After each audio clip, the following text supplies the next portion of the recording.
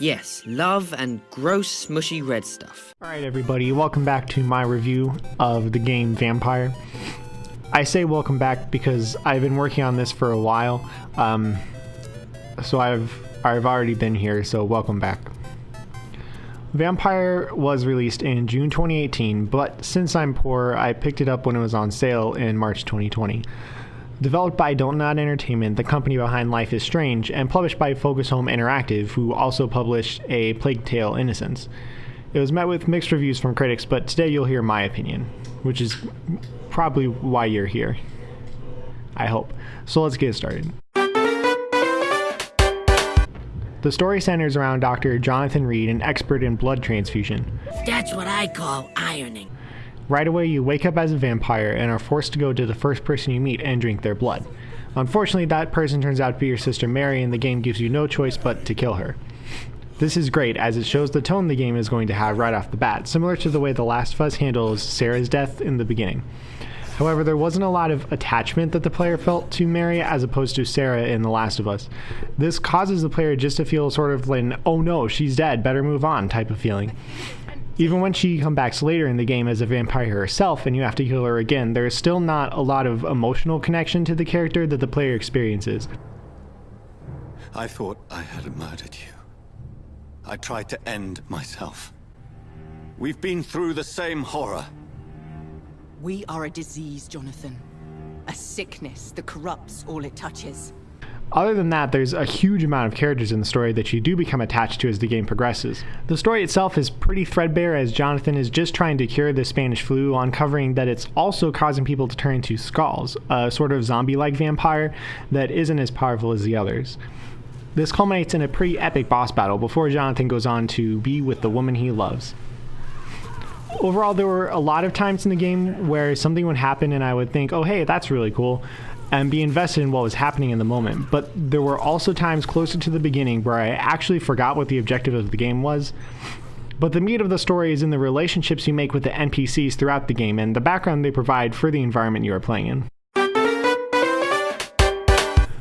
This game looks incredible. Yeah, it's not on par with games like Uncharted 4 or Assassin's Creed, but it looks like a top-of-the-line current-gen game.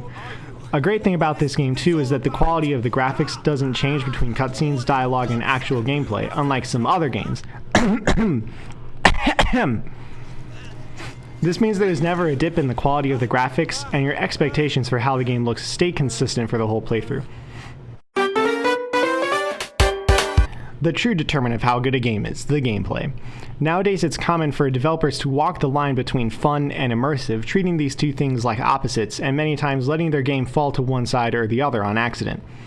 Personally, I think if you're going to err on one side of the other, err on the side of fun but not immersive, because I'm not going to play a game if I don't have fun. I mean, that's the point of a game. Vampyr walks this line with ease. The open world doesn't feel much like an open world due to the linear nature of the story, but rather feels like you're returning to these places during the course of the game. I like this much better than the traditional open world style, as it felt more like I was a part of the city. Throughout the game, the player is also immersed in the world by talking to NPCs and going on extra investigations, aka a side quest. This added to the feeling of returning to familiar places, as I recognized these characters and they recognized me, almost like going back to see your family after moving away or something like that. I'm not great at metaphors, so use your imagination. So much so that when I got to the end of the game and chose to kill everybody, I actually started to feel bad due to my anti-murder ideology. I didn't want to watch these people that I've spent time getting to know die as I murdered them, but this was necessary to get the XP I needed to beat the game easily. Speaking of murdering innocent people, this game revolves around the idea of making choices to affect the game. It reminded me of games like Until Dawn or Detroit Become Human, but in Vampyr the choices were less mandatory and didn't affect the story in barely any way. What it did affect was the sanitary status of each district, which would go down if any of the characters were sick or dead, giving Jonathan the option to heal them with medicine the player makes or to embrace them and receive their experience points. The lower the sanitary status of the district would go, the more enemies would appear in each district, making the player decide between an easier run or a more powerful character. I opted to keep the city as clean as possible until the end of the game, where I sacrificed my morals for more XP to beat the final boss. The combat in the game was really satisfying actually, as you could choose whether to use stamina and attack them with a melee weapon or use blood and attack them with a special move. It was a little scary at first getting used to using these resources, but towards the end of the game it felt awesome to have so much of each and just go ham on every enemy. A flaw with this though is the fact that when you die, any regeneration items you use during the fight would be lost forever. While this makes the player be less reliant on these items, it also makes you change your style of play depending on how many recovery items you have, forcing you to fail in completely new ways than before. I will say though that because of this, it's 1,000 times more satisfying to beat a boss. Overall, I do like the idea of having your choices affect the game, but I'm glad I still got 90% of the same story as everyone else that played the game, as the only parts that change are the very last moments of the very last cutscene, depending on the amount of people that died during your playthrough.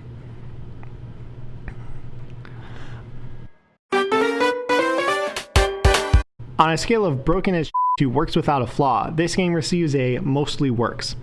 Focus Home Interactive has this amazing ability to create AAA level games without being a AAA company, but that does make their games have some flaws. If you sprint for too long in Vampyr, the game will stop so it can load the environment. The loading screens take about 3 minutes each, and they would often freeze in the middle of loading before moving forward. And the game did crash a few times while I was playing. These are all pretty annoying, but in the grand scheme of things, they don't make the game unplayable by any means. It's very easy to look past these flaws as they don't detract from the overall gameplay. Except the game crashing. That was pretty frustrating. Vampyr is a pretty unique game in the fact that it balances itself well between two different styles of game. On the one hand, it's very much an open world action RPG, but it's also a linear style action adventure game. It's both an incredibly immersive experience, and yet it's able to stay fun and interesting while doing so. Although the story was a tad bare, it still had some powerful moments, especially at the end. And it works, which unfortunately is something that people take for granted these days. Was this working before? Well, if by working you mean functioning properly, then no. Vampyr gets a 7 out of 10. Not quite as good as Kingdom Hearts Birth by Sleep, but a hell of a lot better than Chain of Memories.